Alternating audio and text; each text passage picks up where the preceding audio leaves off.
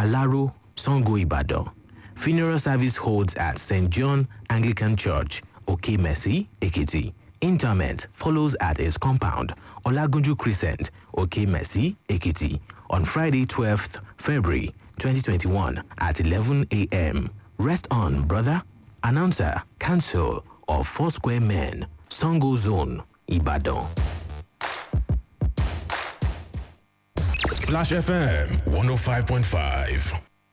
Your latest world news update, it's Keisha and Jamie with the BBC Minute. The European Union is not where it wants to be on vaccinating people against coronavirus. The President of the European Commission, Ursula von der Leyen, has been criticised for her handling of the rollout and acknowledged they were too late. Staying in Europe and virus travel restrictions have caused the third Champions League game to be moved. Atletico Madrid versus Chelsea will be played in Romania. Facebook says it is horrified by the abuse football players get online. The social network denies enabling abuse and says it's changing rules on direct messaging on Instagram. The Ugandan government says the internet and social media sites are now fully restored. They'd been switched off since last month's elections for what it called security reasons. During election campaigning, Facebook had shut down government-linked accounts it said were being used to spread misinformation. On Tuesday, the UAE put a spaceship into Mars's orbit, and China's done it a day later. There's a satellite and piggybacked rover, which is said to be going perfectly to plan. 14:59 G. BBC Minute.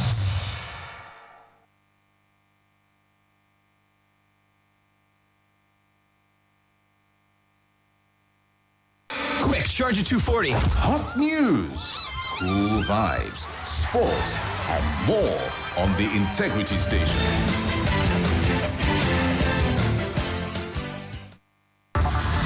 It's in! City want to go back! It's Checo! Oh, goal! Unbelievable! Cristiano Ronaldo, yes! Oh, yes! The beautiful game of football transcends the green grass. Let's capture it for you in the most unforgettable manner. Just Football on Splash 105.5 FM. The goals. Oh my God, an insane goal! The near goals. Oh, what a miss! Shots on and off targets. The drama, the controversies, the reactions. Miss anything? With us, you have everything. Every Wednesday, join the winning team. Kick-off time is 4 p.m. We'll keep you glued to your radio set for 1 hour, one whole hour, discussing the round letter game of soccer. Wednesdays, 4 p.m. to 5 p.m. Just Football. The sound of the whistle. Let the action begin.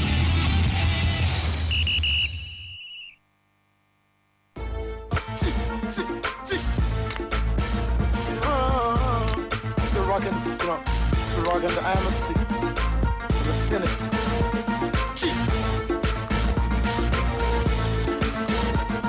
Okay, you know how it is every Wednesday. Never ever complete without a dose of Just Football. We are back here again to give you that dose of Just Football on Splash 105.5 FM. It is the Integrity Station. Welcome to that show that caters to your football needs, like I always say. My name is Blessing Fowowe. Allow me to start off from the memory lane this Wednesday afternoon. 8 years ago today in Johannesburg, Nigeria's national team made history as they won their third African Cup of Nations title. The Super Eagles were making a return to the tournament after missing out on the previous edition hosted by Gabon and Equatorial Guinea. The 2013 competition was hosted immediately after the 2012 edition, if you remember, and that was because CAF switched the competition from an even-numbered year to an odd-numbered year to avoid a clash with the FIFA World Cup. Now, Libya were originally the hosts, but they pulled out due to the civil war ongoing then in the country at the time. Now, South Africa were initially scheduled to host the 2017 edition, but they traded places with Libya, and Nigeria, led by Stephen Keshi, went into the tournament as an underdog,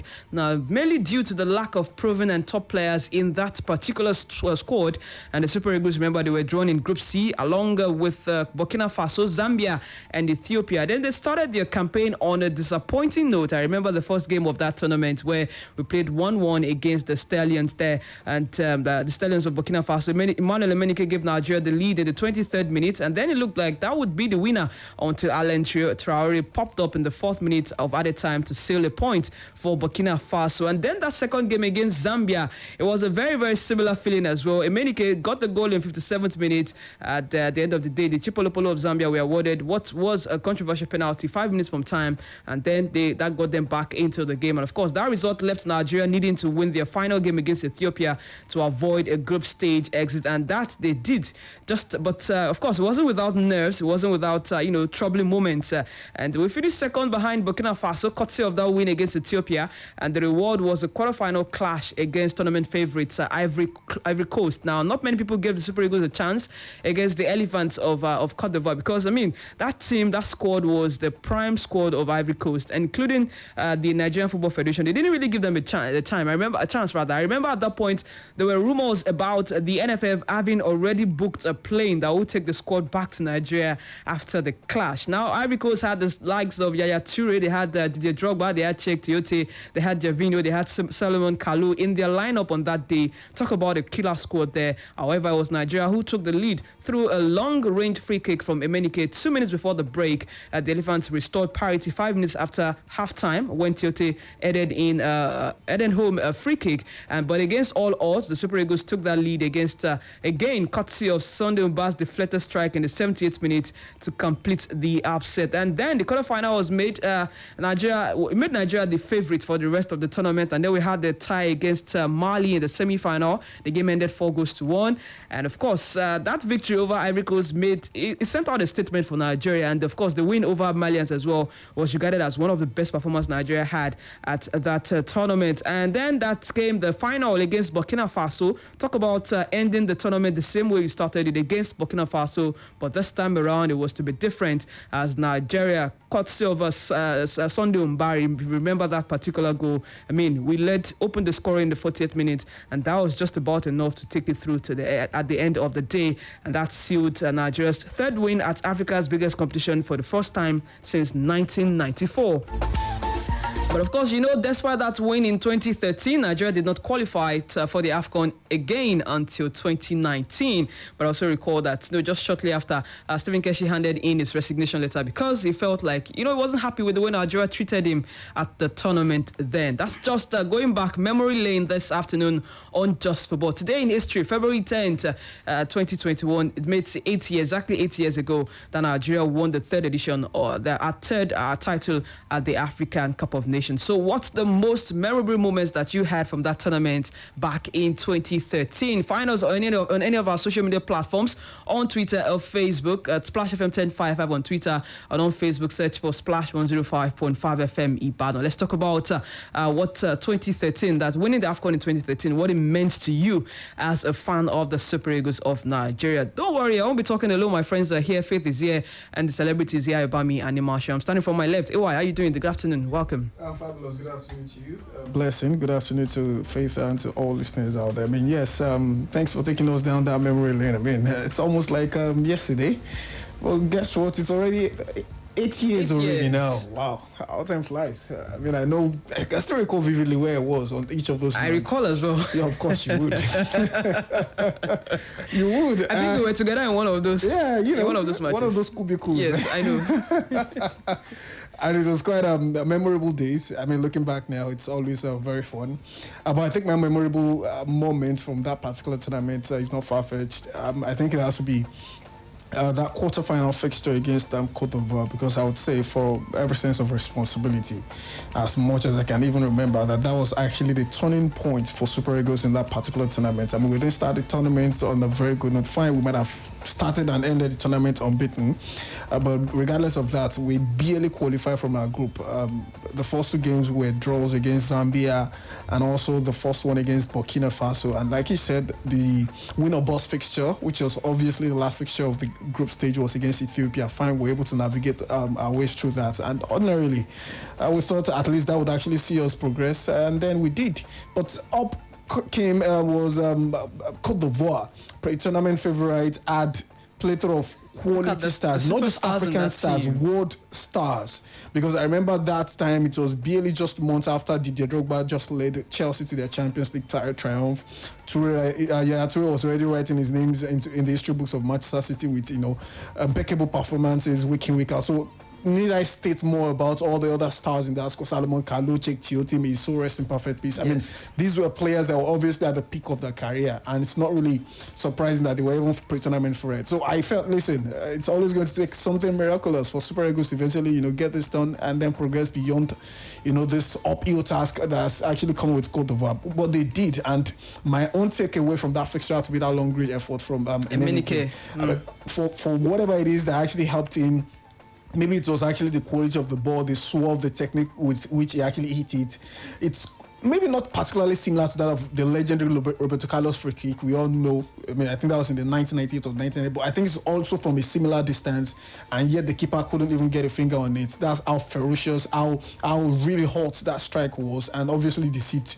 The flight of the flight of the ball deceived the goalkeeper and went to the back of the net. That was obviously my own memorable, moment, not just in that game, but ultimately for the whole of the time, because it's still very fresh in my head when I look at Africa and I say, listen, this is something I think obviously Super Eagles needed. Something out of norm, something out of the usual. And that was exactly what really came through that particular Africa. And ultimately the result even helped the Super Eagles, change their mentality. Their confidence was perhaps, should I say, restored or rejigged to the point whereby they felt at this point in time we can actually take on anybody. The same Burkina Faso they couldn't defeat in the group stage.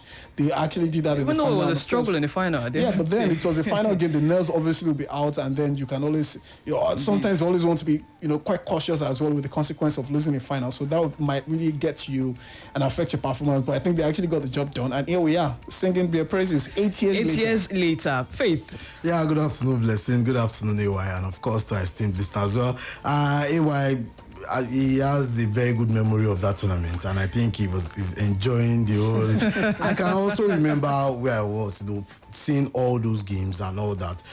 There's something we've not mentioned. The 2 goals we used to qualify against Ethiopia were 2 late penalties from Victor Moses. Yes. I remember because it was a Navy game. We needed a win at all costs, and Victor Moses came to the party and came to our rescue in that game. I think he won the 2 penalties by himself as well, and then he converted both penalties and we qualified.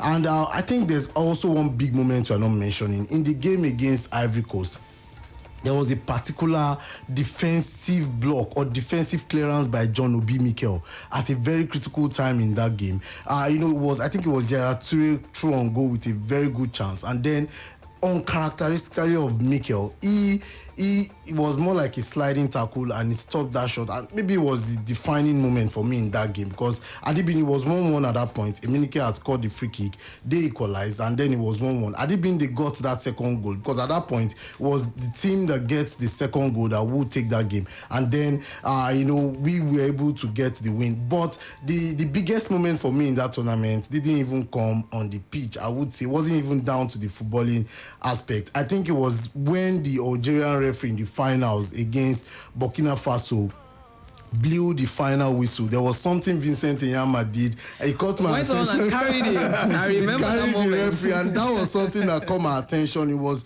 all about the emotions, and at some point you realized, am I supposed to be doing this and all that? But it was just about the euphoria that came with winning that competition and all that. I think that was the highlight of that competition for me, and I will continue to remember the great deeds of that 2013 team. Indeed, we will continue to remember, and we're not done talking about the Super Eagles of Nigeria. We'll still talk about the present-day Super Eagles. General Troy has been in the news since yesterday, saying some things. What is he saying after this commercial break? We'll serve you with all of that. Stay with us too. Just Football on Splash 105.5 FM.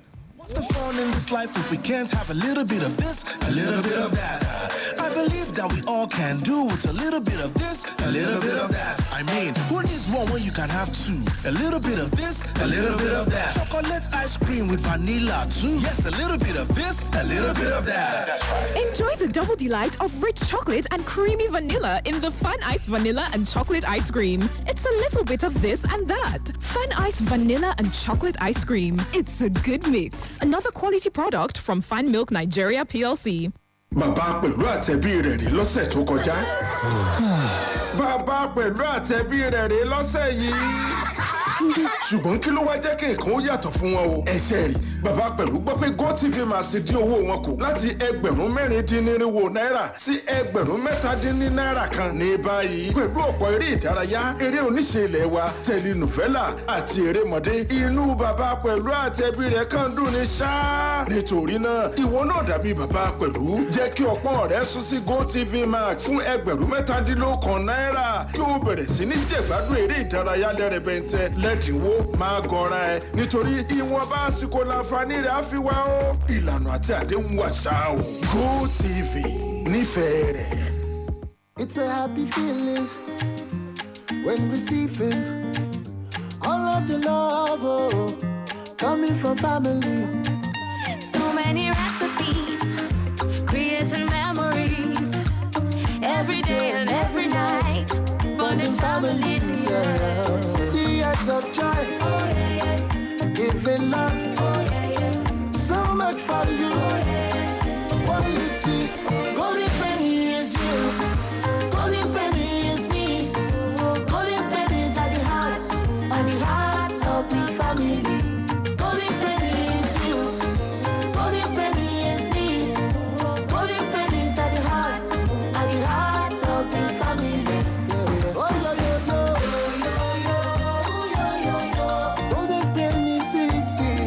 Golden Penny Foods is celebrating 60 years at the heart of the family. Hearts of the family. Brace up for the future. Study nursing, doctor of physiotherapy, medical laboratory science, accounting with ICANN professional certification, mass communication, criminology and security studies, software engineering, cybersecurity, biotechnology, and other relevant courses at Crestland University, Abeokuta, the university arm of Crestland Schools. Crestland University is a world-class university with state-of-the-art laboratories, libraries, studio, entrepreneurship certification, and good accommodation within a conducive environment for learning. At Crestland University, transfer to 200 and 300 levels are available at affordable rates. Top-up conversion programs are also available. Our upcoming program is law. Our fees are affordable with flexible payment plan. To apply, visit www.crestlanduniversity.edu.ng or call 0813-266-3928 and 0802-304-6920. Grab this opportunity at Crestland University. Intellectual radiance. See how much it now looks better. Golden pennies and Movita. New look, the same great taste. Golden pennies and Movita. Because it's easy to swallow and not too heavy. The same great taste, easy to make. Golden pennies and Movita. See how much it now looks better. Golden pennies and Movita. Natural ingredients. Golden pennies and Movita. You're so full. Pennies and Movita. See now the brand new look. Mama says I'm Movita. See now the same great day. Papa says I'm Movita. See now the golden penny. Mama says I'm Movita. See now the golden penny.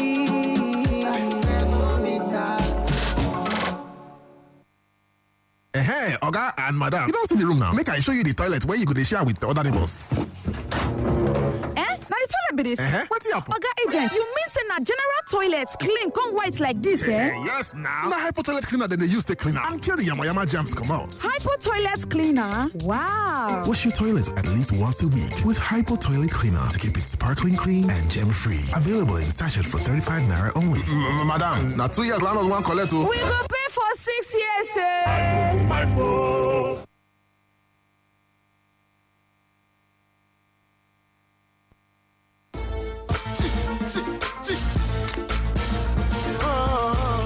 Still rocking, still rocking the IMC. The finish.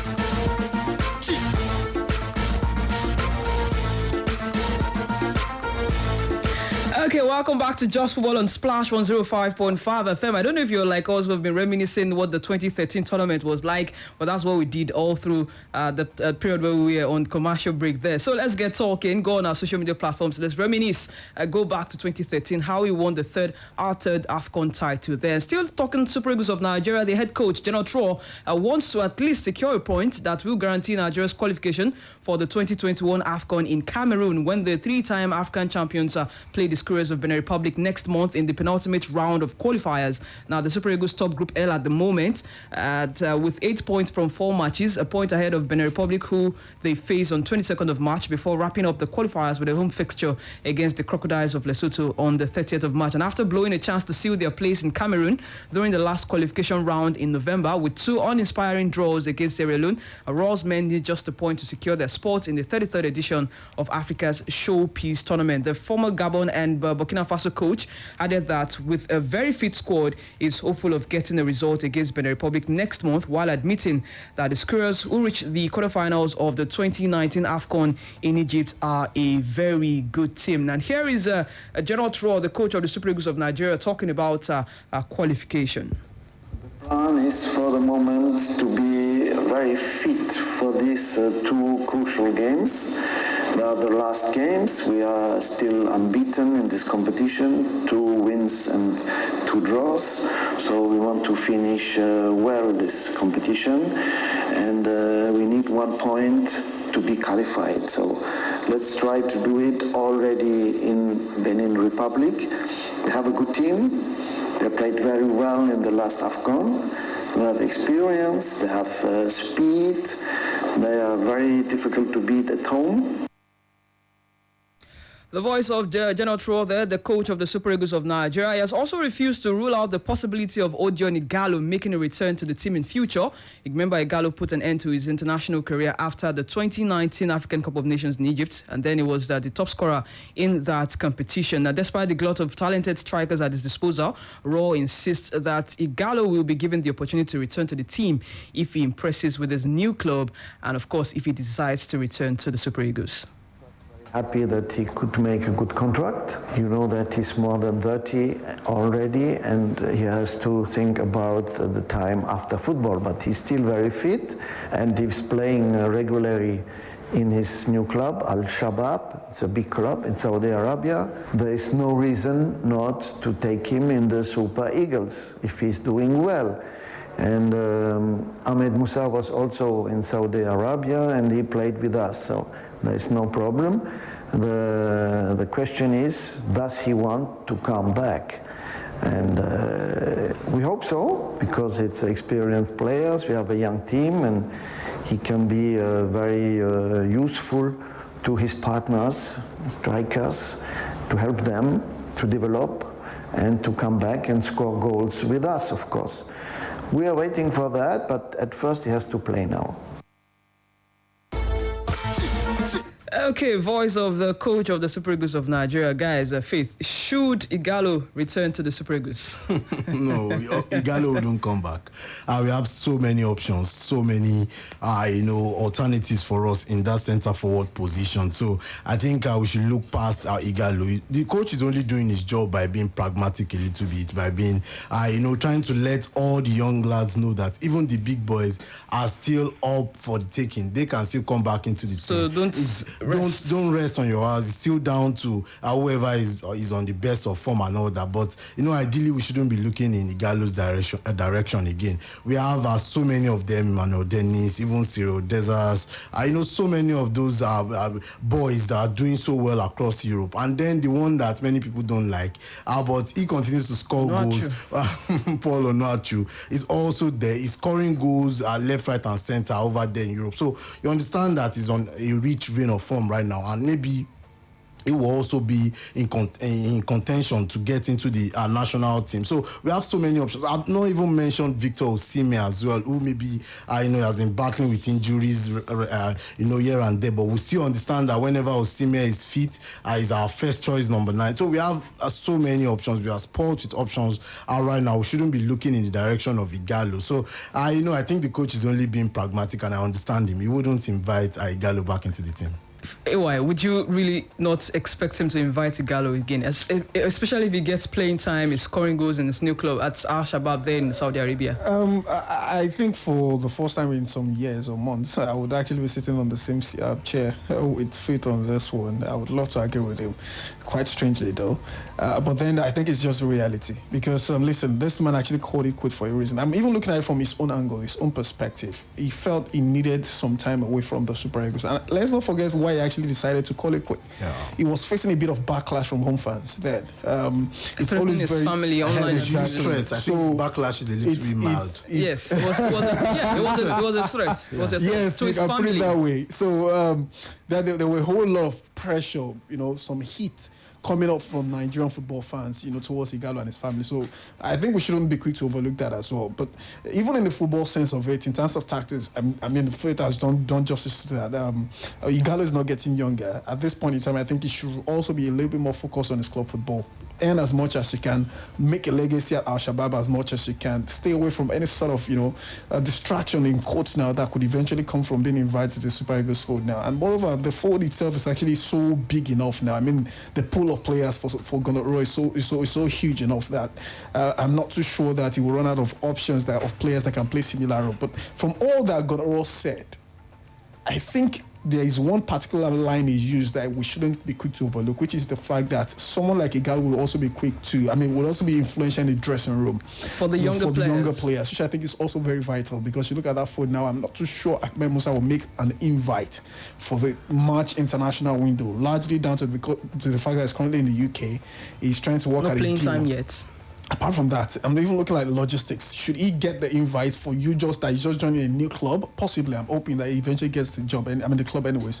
But for someone that's just joining a new club, the logistics and all that of having to actually leave your new club and traveling down and all, I think it might just really be too much. And he might eventually, in the long run, lose his spot right there with West Brom or any club that eventually signs him up. So, with the potential unavailability of Ahmed Musa, Mikel has left already. I mean, I'm looking out for any sort of, supposed tall figure, that experience show that for all these young lads to lean on. And I'm thinking we are running out of options. So maybe from that angle, you can give them a bit of understanding. But on the long run, I'm not too sure the Igalo is someone we should be looking at. I mean, we've got likes of Sadiq Yusuf in red up from Aqua United. F Young and the Freke is banging in the goals in the MPFL as well. So I don't know why Faith is giving that kind of that kind of look, but I mean, you really can't actually overlook any of these players as well. These guys are in red up form. So if you're looking inwardly into the MPFL and you're looking for a particular position for some new set of players to fill in the Super Eagles for, that striker's position is actually one up for the taking. Okay, and speaking of a new position, new players coming into play, well, Genotro also hinted that no new player will be invited for the forthcoming game against Benin Republic and Lesotho. And then he debunked media reports that some new players have been granted permission to play for Nigeria by FIFA. He insisted that he had good players at his disposal and wouldn't consider bringing in any new player at the moment as the squad prepare for the final leg of the qualifiers. And then he says, if he brings in a new leg, it will take time for them to, gel, settle down, and perhaps have just one or two training sessions, and that is not enough to get the best out of them. But he says one of the new players already wrote a letter. Of course, he wants to represent Nigeria, and he says if you see any list online, it is fake at the moment. But here is what he had to say about the form of the Nigerian players generally at their different clubs. Some injured, some doing very well. Here is Genotro. They are doing well. Some of them are injured, unfortunately, and most of the others who were injured are coming back now, like Kalu, like Simon Moses, like Ekong. They are playing regularly, and I'm hopeful that we will have a difficult choice to do the list at the end of the month. Some of them are very fit. That's actually winter time in Europe, and it's not easy for them to play every 3 or 4 days. Because of the situation, we have a very special calendar. There are a lot of matches in a short time. So yes, some of them are really very fit. We have also some new players perhaps who can be scouted.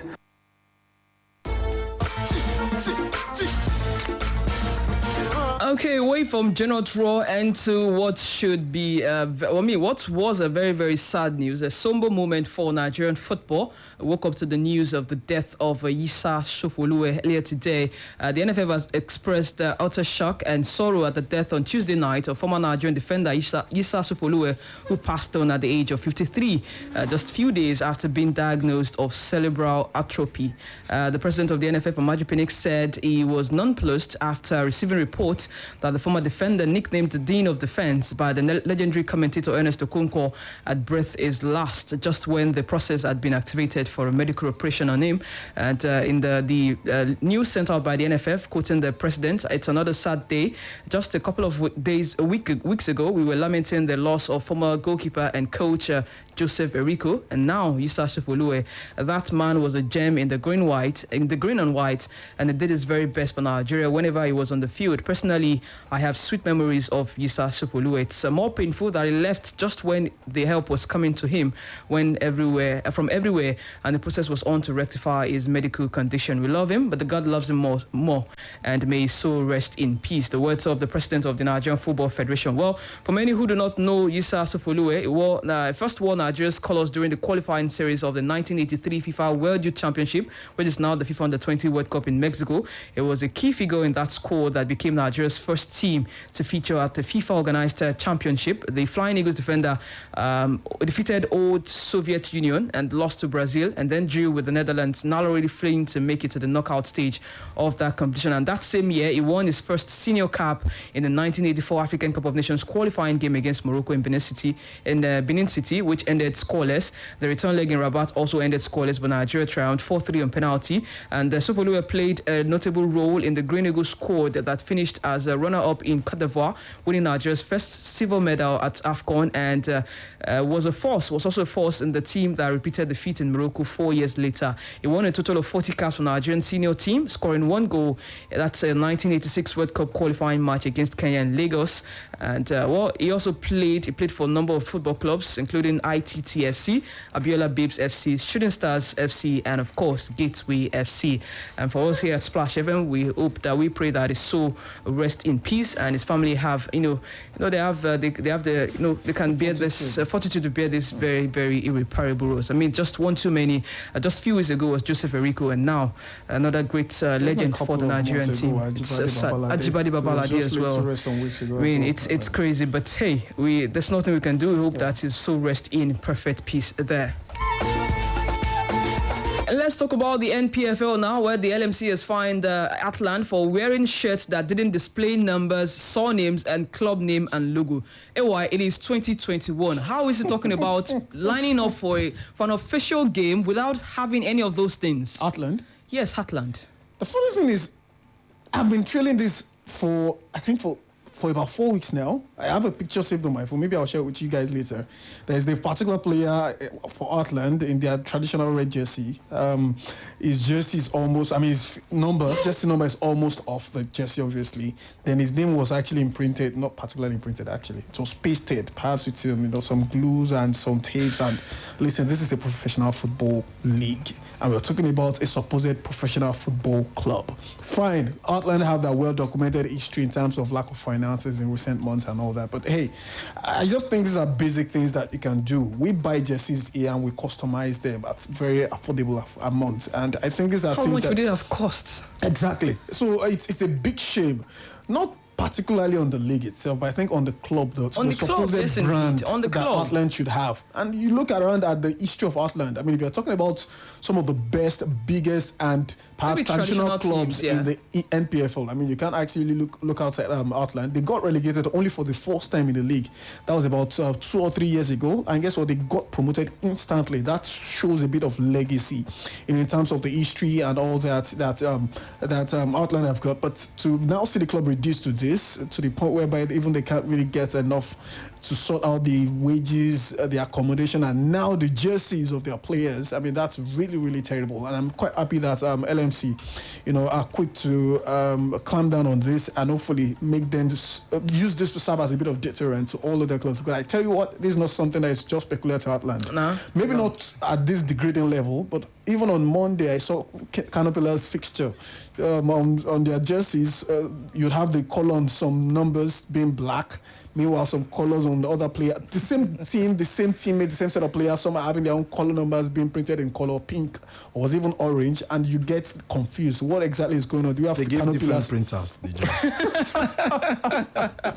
if they had given different printers, it's easy. Just pass the color code around, and then they'll get it printed at with the same color. It's sad that we have to talk about this. It's very disappointing, yeah. Really. For a team that say they play scientific football. Remember last year or 2 seasons ago, they were talking about playing scientific football. Well, they were fined 100,000 naira and they have 48 hours to appeal the sanction. And then the league body also reprimanded Nasarawa United team manager Solomon Babanje and Katsina United head coach Baldwin Bazwai for improper dressing. Guess what? Babanja was wearing jersey of a foreign football team during a league game. So much for branding, and that's where I'm going to end it. We have to leave this topic talking about the irregularities in the MPFL. Let's move abroad, move to the European scene where Ryan Atkin has offered his support to fellow referee Mike Dean after he received death threats and explained how he dealt with them following a surge of online abuse on social media platform. Remember, I told you about Dean being subject to death threats after he was involved in 2 controversial incidents last week. And of course, the red cards that he gave out, which were rescinded at the end of the day. But a referee's life will be lost, so according to the Referees Association chair, Paul Field, if harsher punishments are not introduced for the abuse of officials. Atkins said he received death threats in 2017 and is thankful that he no longer gets them. And speaking of abuse online, threats, racism, and all of that, Facebook says it is horrified to see the continued online abuse of footballers and has announced new measures to tackle the issue. The social media platform tightened the rules governing direct messaging on Instagram, a platform that it also owns. It will now disable the account of those found to repeatedly send abusive private messages on Instagram, according to a report they sent out today. I don't know, banning Instagram accounts, is that enough to put an end to online abuse of all forms? Just like the representative of Facebook said in that interview, that, racism did not start on social media. Social media companies can only help. They're not going to eradicate racism, whether we like it or not. Yeah, what we've been seeing lately is that people are hiding behind the fact that you can be anonymous on social media in quotes now, and then they just use that medium to all racist abuses here and there at different players with color and all that. It's not something we want to continue in the world of football generally. Maybe I would have wanted the social media companies to do a little bit more, maybe as regards after banning or taking down those accounts, then probably give hand over those people to the necessary authorities. And maybe when people begin to see that, this man was punished or for hurling racial abuse on social media, then you will understand that you can't just go to the social media page of a footballer because he's had a bad game. Anyone can have a bad day at the office, regardless of whatever profession you're doing, you can have a bad day, but it doesn't get to that extent. It doesn't have to get to that extent. Just like the case of Mike Dean as well. He has made mistakes. You understand that mistakes can happen and all that, but it shouldn't get to that extent of crossing the line, crossing that human line where you take away the human part of you take away humanity just because of a game of football. We remember Escobar that was killed, after the 1994 World Cup because of an own goal that he scored. Those are things that, people need to begin to realize or understand that, it's a game. I understand that, there's so much money into it right now. So much emotion people have invested into all these things. But then we shouldn't cross the line. Hopefully, we'll see that this will yield a positive result, hopefully, and we'll see a better improvement as regards this fight against racism in the world world of sports. And not just racism, social media abuse generally. I mean, you go to someone's DM, all abuses at them just because they miss, one or two chances and all of that. So hopefully that will, in a way reduce. Of course, like Fitz said, not going to bring an end to it. In the FIFA Club World Cup, Robert Lewandowski believes Bayern Munich can write history that tomorrow by beating Mexico's Tigres in the Club World Cup final. They are chasing 6 titles and they could just about get that when they take on Tigres tomorrow. But maybe on Sports Bank tomorrow, we'll talk about that a bit. But we are going on a quick break right now, quick commercial break. We'll return with the BBC Premier League update. And afterwards, I want to hear from you. Let's reminisce the 2013 African Cup of Nations final where Nigeria won a 3rd title. I'm seeing some posts on Facebook already. We'll be back to take them. But the numbers to call 080-9155-1055, 080-5699-8678, and 0706-949-3000. Stay with us. It is still Splash 1055. Hey, Oga and Madam, you don't see the room now. Make I show you the toilet where you could share with the other neighbors. Now the toilet be this. What's up? Oga agent, you mean say na general toilets clean come white like this, Yes, now. Na hypo toilet cleaner than they use to clean and kill the yama germs come out. Hypo toilet cleaner? Wow. Wash your toilet at least once a week with hypo toilet cleaner to keep it sparkling clean and germ-free. Available in sachet for 35 naira only. Madam, now 2 years land on one collect. We go pay for 6 years, Mọ ohun tó ń ṣẹlẹ̀ ní àyíká rẹ nípasẹ̀ ìròyìn BBC ní Yorùbá. Nítorí kí o tó lè tayọ, o ní láti mọ̀ ọ́. Ní ìmísí pẹ̀lú àwọn oríṣiríṣi ìròyìn láti ibi àti káàkiri àgbáyé. Nígbà tí o bá ní ìmọ̀ nípa ohun tó ń lọ ní àgbáyé, o lè ṣe ohunkóhun. Mọ ohun tó ń ṣẹlẹ̀ ní àyíká rẹ.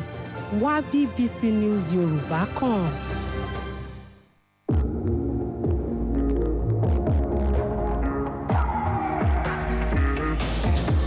When we enter the place, we feel less.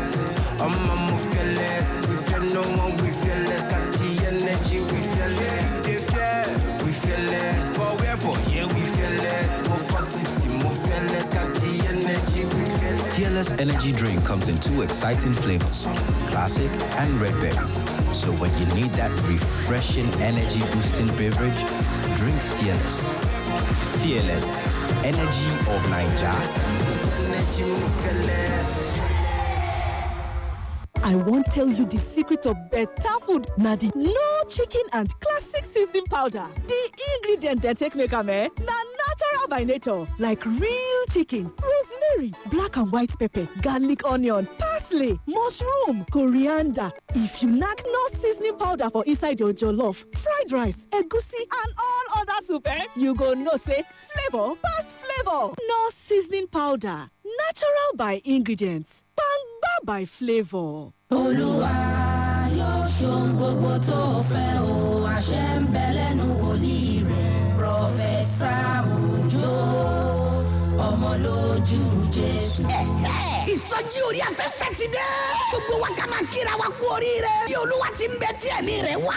Ọgbọ̀n ìṣẹ́jú ọ̀tọ̀ọ̀tọ̀ ni wòlíì Ọlọ́run Prọfẹ̀sà Òjó, ọmọ lójú Jésù, bàbá Ṣẹ́gẹ̀dógó. Tó fi máa wàásù gbàdúrà fún gbogbo ènìyàn láti tún lè jáde.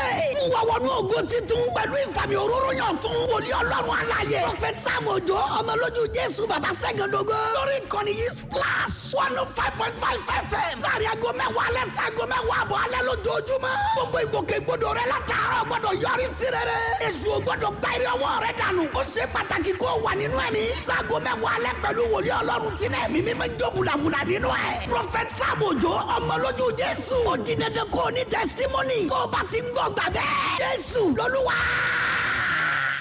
Hey, Omo, make you no sleep on top bicycle. Oh. This better don't tie rapper. For those of una wey never use una MTN SIM for over 15 days now, MTN don't charge. Come increase your welcome back of our woof to 12 times your recharge when you load 100 naira and above. Yes, so no be 1, no be 2, no be 3, no be 4, no be even 10 sef. Now 12 times your recharge, then go take credit and data knock your phone. Oh, This one means if you recharge 100 naira, MTN go summon you with 900 naira credit plus 300 naira data bonus. If you can't recharge 200 naira, now 1,800 naira credit go drop for your phone plus 600 naira data bonus. Just make sure so you use *161* recharge pin hash take recharge and enjoy your bonus for up to 30 days. Omo, this one don't pass welcome back. MTN can add short banker second term on top self. Hey, where that my MTN SIM? Make me self begin follow enjoy better too. Everywhere you go, MTN. Splash FM 105.5. BBC Premier League update from the home of Premier League football. Hello, I'm Rob Schofield at the BBC Sports Centre. Ole Gunnar Solskjaer has praised his Manchester United side's mental strength after their 1-0 extra-time win over West Ham saw them through to the quarter-finals of the FA Cup. United had conceded an equaliser with the last kick of the game against Everton on Saturday, and Solskjaer was proud of how they bounced back. We needed to have a good result and a good feeling after today, because we were low after the Everton game. Of course we were, because when you concede in the 95th minute, it's hard to take. But they've been focused and done the job. David Moyes was equally pleased with West Ham's display, even in defeat. That was really hard to take because the players done brilliantly well. I feel a bit harsh. I don't think in the end, we deserved to lose the game. I thought that we warranted a chance to go to penalty kicks the way the boys had put so much work in. West Ham's Ryan Fredericks became English football's first concussion substitute in that match. He replaced Issa Diop, who was withdrawn at half-time after a clash of heads. Second-tier Bournemouth are also into the last 8 after they beat a much-changed Burnley side 2-0. In the FA Cup on Wednesday, Premier League leaders Manchester City are at Championship side Swansea, while Leicester are at home to Brighton. The tie of the round is at Goodison Park, where Carlo Ancelotti's Everton play Jose Mourinho's Tottenham. I think we are really close as idea of football. We are really close. How I see his team play, I don't know if it's a new style of football, I don't know, but for me, to be compared to his style of football is an honor. Elsewhere, bottom of the table, Sheffield United hosts second-tier Bristol City. And Manchester United and Arsenal will play the away legs of their next Europa League ties at neutral venues because of coronavirus restrictions in Portugal and Spain. United's tie against Real Sociedad will be played at Juventus' ground, while Arsenal will play Benfica in Rome. For more football news from the BBC, go to bbc.com/football. BBC Premier League update from the home of Premier League football.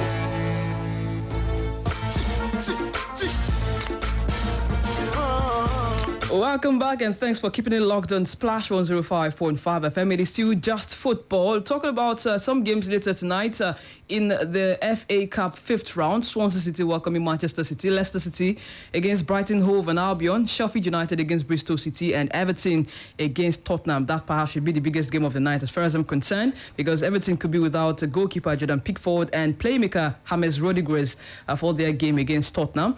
And Tottenham could have midfielder Dele Alli back in the squad, but fullback Sergio Aurier is a doubt for that game. Of course, there's no Sergio Reguilon, and midfielder Giovanni Lo Celso are out as well due to injury. But then the big question is how long before a player like Harry Kane begins to look for Cup glory somewhere else? Well, Harry Kane is 27 right now and he's yet to win something. He's yet to win a trophy, and that is what everyone says all the time. For someone to have scored over 200, goals for a club side and he's yet to win something, that is something that you say maybe it's a little bit underwhelming for someone of his caliber, because there's no way you mention 5 centre forwards right now in world football before you mention the name Harry Kane. So it's so unfortunate, and maybe he's only living on borrowed time right there with Spurs. Maybe and maybe not. 08091551055, 08056998678, and 07069493000. Hello there, what's your name and where are you calling from? Hello, good evening. Yes, good evening. What's your name, please?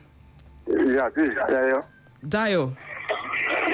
Well done, man. Okay, well done, sir. Yeah, kudos to the guys in the studio. Good afternoon. Quickly on Ojoju Igalo coming back to Super Eagle.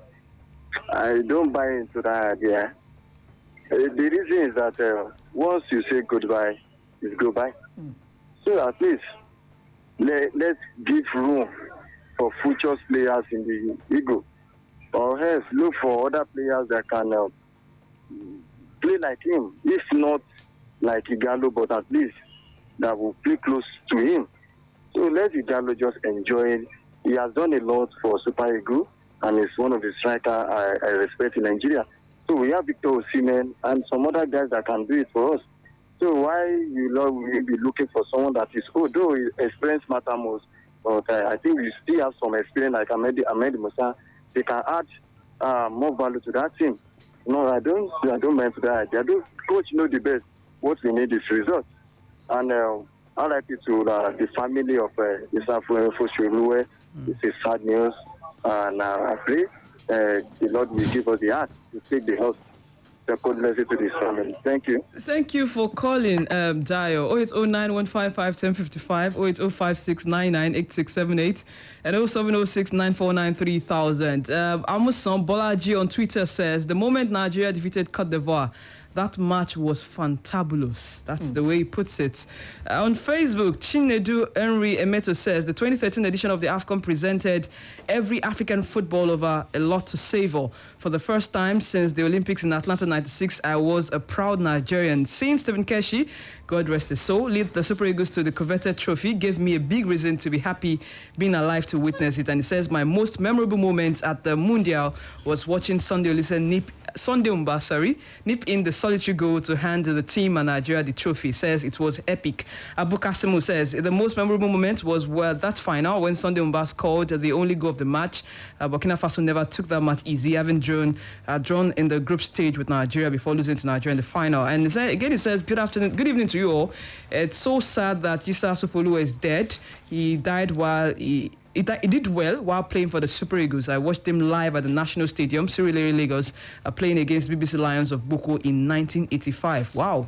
The final of the Challenge Cup. It says he coveted his penalty. He converted his penalty in the penalty shootout for Abiola Babes when they won 5-4. Wow, I love this. I mean, somebody going down memory lane of one of the most memorable moments of JustFootBall. Giving us facts, as a matter of fact. That's really nice. And Fanny Rai Odeji Olamilekon says, the memorable moment was the win against Ivory Coast. Olakomi Solomon Oyewole says, the following day, my father died.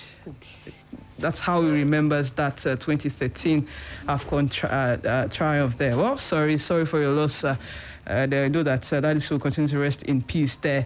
Okay, and quickly before we leave on the show today, still some more stories from the European scene. And like you heard from the BBC Premier League update, the Europa League and the Champions League, some sudden sudden clashes have been taken to neutral venues. Chelsea's clash against Atletico Madrid has been taken to Bucharest, and of course, Arsenal as well. Arsenal and Benfica, they'll be playing in Rome, and Manchester United and Real Sociedad will be playing in Turin there. That's the home ground of Juventus. But I don't know how any of this could maybe ultimately change the dynamics of these fixtures. Not particularly yet. I think the most important thing, especially from what we actually saw last season in the latter stage of the Champions League and of course the Europa League, that obviously your form means a whole lot in competitions like this now. The supposed home support is not there anymore, even if you're actually playing your traditional home ground. What is most important is for you to actually come with your A game, and also particularly because there are even going to be some ties that neither the first leg nor the return leg would actually be played in the home ground of either of the two teams. So now there are also a bit of congestion or suggestions that such a game could actually be played as a one-legged encounter, such that we'll just actually go in there, play 9 teams, and of course, but we don't know whether that would. But they're saying that at the end there will be a second leg, which the date will be confirmed eventually. Exactly, that's what I'm saying. Yeah. So it's just suggestions and congestions as we speak right but now. I think the most important thing now is for you to actually come into the game with your A. But then the bad side is you'll be scoring an away goal that will not count as an away goal. No, I was going to respond to that because from the statement Arsenal released, that they're saying that UEFA is saying that away goal might count for double. I'm trying to perhaps go through the message there, the press conference before we leave the show. So for Atletico Madrid, that will be playing their home games at their home game at Bucharest. Will the goal they scored there will it be count as an away goal? I'm trying to remember from the message Arsenal said. Yeah, definitely. So because this is a game, regardless of where the game is being played, from the UEFA's perspective, it's actually a home game for the home team and obviously an away game for the Okay, team. now this is the message. UEFA has stated that in the event of a draw over 2 legs, away goals will count double. according to the And that's the press way it release used to that be. Arsenal sent out, yes. That's the way it used to the be. way it goes, we count double. So Away just so you goal, understand. even in normal away goal rule, it still can't double in the typical away goal. I think that's just what they are trying to reiterate, so that some fans won't eventually assume that since the game was played at the neutral venue, then there shouldn't be away goal. Okay, take that out of your mind, basically. And disciplinary proceedings has been opened against Piqué for comments that he made about referee. That's coming from the Spanish Football Federation. They've opened disciplinary comments against him and Cadiz president Manuel Vizano Fernandez. They said some things about the VAR and the referee, and that has landed Piqué particularly into hot water at the moment, but he's still injured right now. We have to leave on Just Football. Thanks for being a part of our show. We'll be back here next Wednesday, same time, with another some more stories from the world of football. I mean, banging hot. How's you like it? We'll be back here with it. But tomorrow on Sports Bang, we'll be back at 7:30 in the morning. Thanks for being a part of our show. Many thanks to Ayobami Animation for being here. Yeah, the pleasure is mine. And Faith Adedeji, thanks for being here as well. It's been a pleasure. My name is Blessing Fowowe. Catch me on Sports Bang tomorrow at 7:30. Have a great Wednesday evening. Au revoir.